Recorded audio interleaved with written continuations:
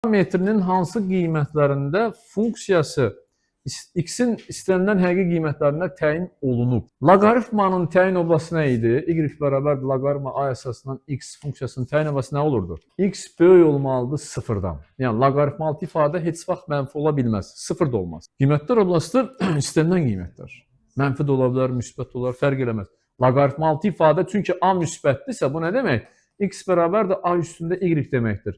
A-nı həmişə müsbət demişik. A müsbətdirsə, müsbət ədədin qüvvəti heç bir zaman mənfi olmaz. Sıfır da olmaz. Ona görə sıfırdan böyük olmalıdır. İndi bax, bu loqaritmalı ifadə nə varsa, sadəcə onu yazıram. X kvadratı çıxılsın. 2m üstə gəl 4x üstə gəl m kvadratı üstə gəl 8.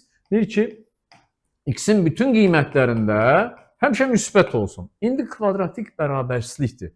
Kvadratik bərabərsizlik x-in bütün qiymətlərində bunun həmişə müsbət olması üçün əsas 2 dənə şərt var idi. Kim bilir?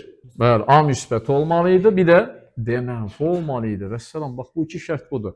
A x kvadratın əmsalıdır, müsbət də onsuz da 1-dir. D-yə baxırıq indi.